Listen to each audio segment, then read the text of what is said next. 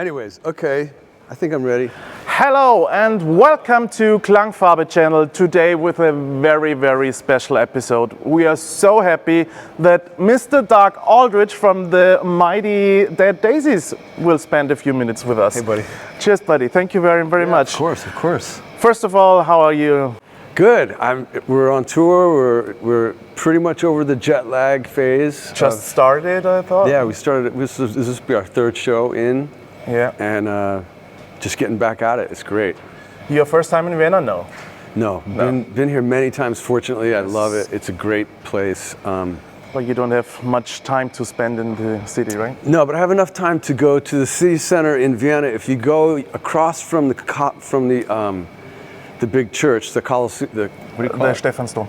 Yeah, across from that place is the most amazing hot dog, or vice versa. You need to eat schnitzel when you're in Vienna. Okay, I'll do it. I know there's great schnitzel here. I've had great schnitzel. Yes, but then we've got the Blackstars. So there's another reason. That's another reason. So, step by step, first of all, thank you very much that you take time with us. Of course. I know it's always hard before the show and some guys come and ask stupid questions. But it is what it is. It is what it is.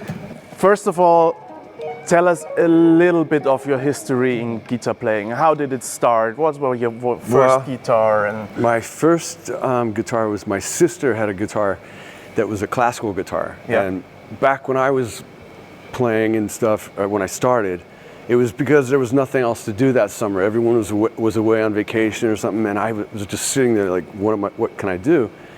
And she had a classical guitar. And nylon string? Yeah. And I picked it up, and there was a book, and I learned some chords, and just like little by little started to really get excited about making sound.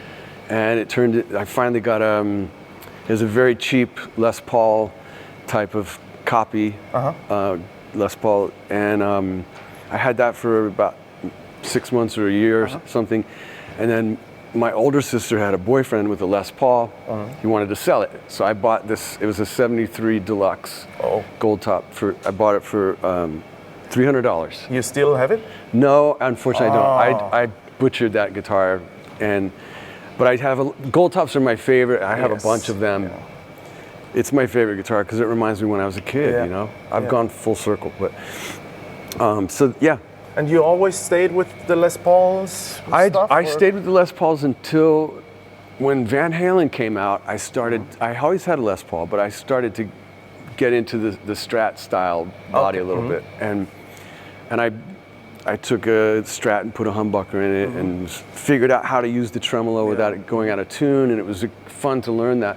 But at that time I was still just playing strictly rhythm guitar. I think I saw pictures with SGs of you. Well, I have a junior, but I had my own custom stuff. Whatever, I had a Les Paul or butchered, but then and then Strat, and I had a Star body. And when I moved to Los Angeles, I had seen Randy Rhoads play, and I really loved Randy, and I loved his Jackson guitars, but I didn't want to get the pointy one because I didn't want to look like a Randy clone. Although But you can say that Les Paul is your main. Yeah, I went. Where you feel at home. I went around the block a little bit. I went to Jackson for a bit. Grover welcomed me in, and he built me a Strat. And then when he left the company, I went to Fender for a while, and then I decided I'm just gonna go back to the Les Paul. Actually, I was using the Strat with Dio a lot, and then I'd use the Les Paul for the heavier stuff. Yeah. And that's when David Coverdale said, "I really love you with the Les Paul because it just sounds massive, you know." Sounding, yeah. So I said, "Yeah, well, let's." And the weight doesn't bother you on stage? No. No, I'm cool, totally cool with the weight. In fact, this guitar is Let's talk about this one. This might be my heaviest Les Paul. Okay. I always travel with a guitar because I don't want to be stuck in a hotel with no guitar or something like that. I always want to have, access to it in case I've got to practice or get an idea or something. So I've been bringing a Les Paul style guitar made by Scala, which is a great guitar he made for me. But I left it at home and decided to bring this time. And this is a 78, obviously a cream, or it was white maybe originally. It's like a Randy Rhoads style guitar. Original 78? Yeah. Wow, cool. 78, and everything is original except this pickup. Okay. And the frets. I changed the frets. And it was white originally. You can see it on the neck a bit. Huh? Yeah, a little more white. But this guitar I got in 1988. I was teaching guitar in a music store, and the guitar came in. Somebody traded it in, and I was like, "Oh man, I've always wanted a cream one like Randy, you know." And the guy goes, "Well, we can probably sell it to you for cost." And I was like, oh, "Okay, how much?" It was like $400. Wow. So I got it for $400. Come on. And the guy that they got it from was a guy called Will Jennings, who is a famous songwriter, guitarist.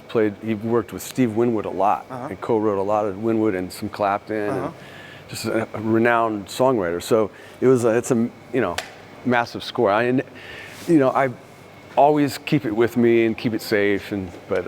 So this is your number one? No, now on tour, or? No. This is. I just wanted to do it because I haven't played this guitar for a long time. So it had been just in its case.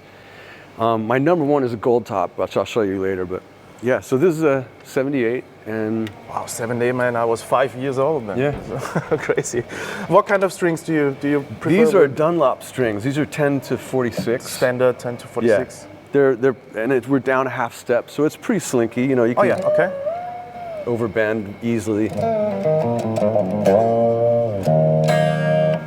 Yeah. So E flat always fits the guitars in my opinion. I really do like concert tuning because it just rings really nice, and also when you're learning songs or practicing to something, you don't have to retune all the time. Yeah. It's just. But for the plan with the Dead Daisies generally is we'll record in concert and then play it half step down live. Yeah. For the singer. Yeah. He can sing it up there, but of course he can. It's always. But on tour, when you're 1 week, 2 weeks, I think it's a bit more easy. We could probably tune up and not tell him. Yeah. We didn't even know. And then we go wireless. Yeah, this is electrosonic wireless. Oh, okay. It's called electrosonic.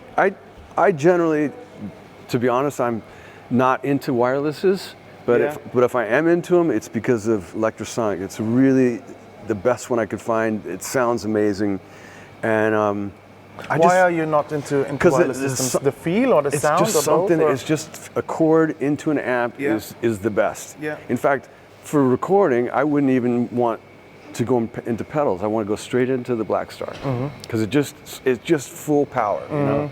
It's like full beast mode. But this wireless is I could get tricked and do an A/B and not know. So this is the receiver? That's the receiver, and that's what I love too. Is nice that one. I'm just running to there, then I'm running regular cable back to the amp. Instead of, in a normal sense, you would run to the receiver and then back out to the pedals and then back again. So I'm cutting down half the wire right there. So technically, to be very honest with you, this amp, I don't need any of this stuff, really. I just do it for fun because I like different spices and flavors. So I have this signature pedal, it's called a Magic Box. And it's a dual boost that's got a clean side and a little bit gainy side. And you can run both together if you want. That actually sounds pretty cool right there. But this is like the crunch channel. Okay. That's my main channel, is the yellow crunch channel. And you use this for solo boosting? I usually actually don't use that ever. So it's kind of nice to hear it right there. It's kind of cool. But I'll use this periodically if I just need a little more of it at any time. Okay. And I can leave it on or off. It's pretty quiet. It's So then I go into a Dunlop wah, which this is the custom audio electronics wah, and it's my favorite one. It sounds incredible just as it is. It's got two different flavors. Actually, the buttons, I broke the button off. It's got the two facels, two different, whatever it's called.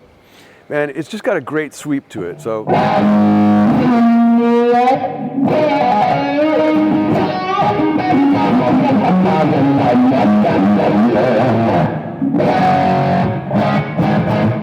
And you can't break these things. They are so rugged. It's really good.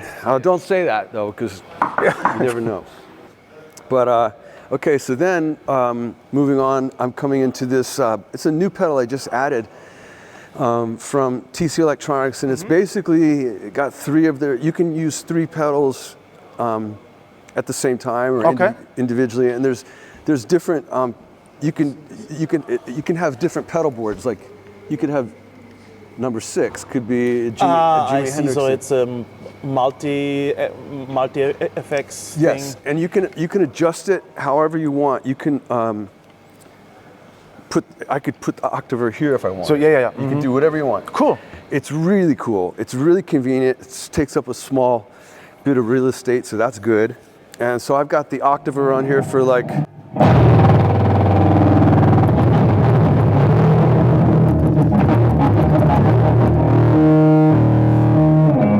Very cool. Just a fun thing, you know, it's nothing major about it. And then a nice vibe, kind of a Hendrixy.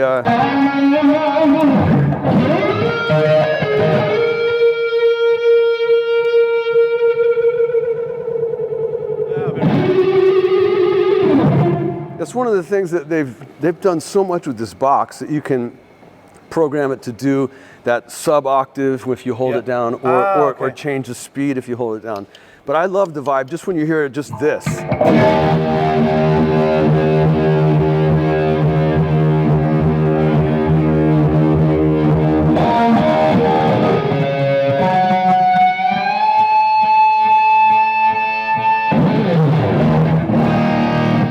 And then from there we're going into, from there I'm going into a tuner, and it's interesting because there's sometimes, so I'm getting 2 outputs off the tuner. One is going to, I'll come back to this tuner, but the first side's going into the carbon copy delay, which I use to like classic. Yeah, just for different stuff.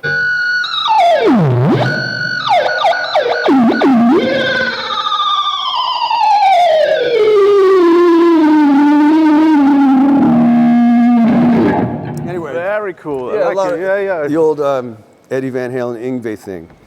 So I'll put it back just so now I know forget. when you said you don't need it, but it makes fun. It's fun. So yeah, now I get it, I think. Yeah, you don't have to have that, but and then I've got a foot switch that I can turn delay on and off. That's in a Eventide delay, and then the Blackstar pedal has been modified so I'm not able to switch channels or voices, one of the two. And channels, I think. I kind of miss it because I'm only using those 2 channels, and I've just recently found out that the clean channel is amazing when we either by itself or hitting it with the pedal. It's really cool. But I was getting with my big feet. I was hitting too many buttons, so I said, let's just keep it simple. This gig, I don't really need to go more. It's just a little solo boost. Yeah. A little louder for the solos. And then, so the other part of the tuner, which I wanted to tell you about, goes to a talk box. And the reason for that is the talk box works. It works. You can set it to just go into the talk box and either have the talk box or your guitar sound. Yeah. But sometimes you want to have it with the guitar too.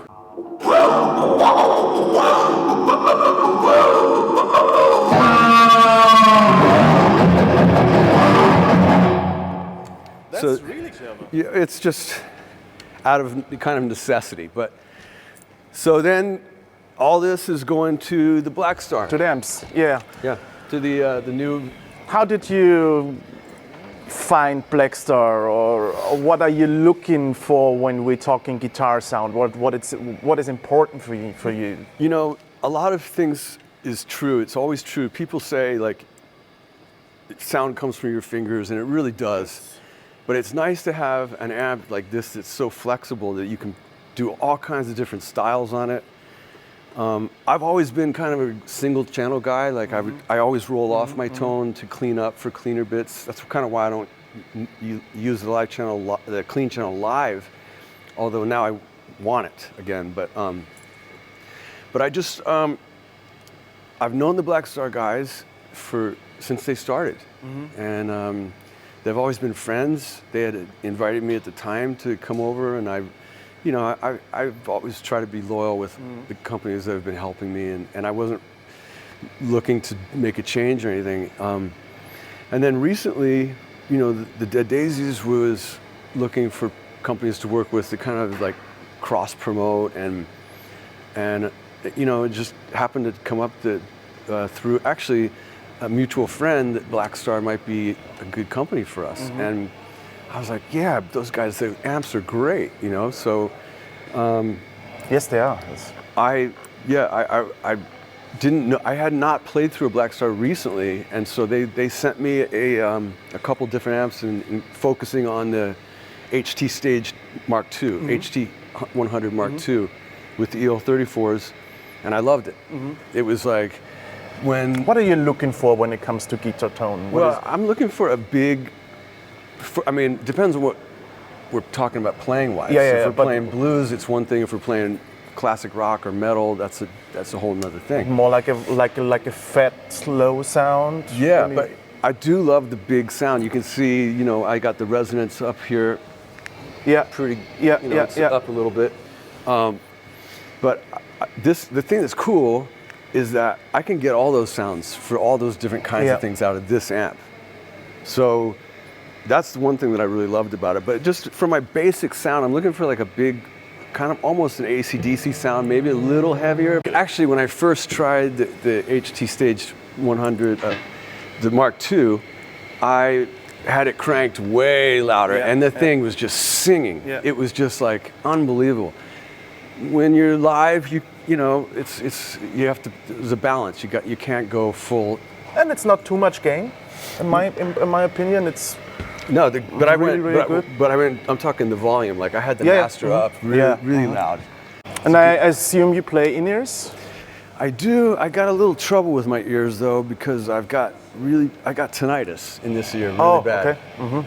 It's not from the amp. It's from it's from this guy over there. Yeah. From this. Yeah. So over 30 years or whatever longer than that, of playing live music, 40 years say, cymbals got in my ear and it's just constantly ringing. So I'm trying to be gentle with my ears, with the in-ears. So sometimes I can play with them and it's good, and sometimes I'm having a little trouble with pitch. Okay. Or singing. So then sometimes I'm pulling them out. But I think I need to, get some new ones that are not. Maybe the earplugs themselves are a little tired. But yeah, that's what we do. We use them. Yeah. So yeah. All right, Mr. Aldrich. Hey. Thank you very, very much for having us, man. Yeah. Have fun tonight in Vienna. Thank you very much for joining in. Thanks, Leave guys. a like. And again, thank you very much, Doug. Thanks to you guys for doing such great work, and I appreciate it. Thank you so much. Yeah. Take care on the road, and we always meet twice. Absolutely. Dankeschön. Thanks. Leave a like. Bye-bye.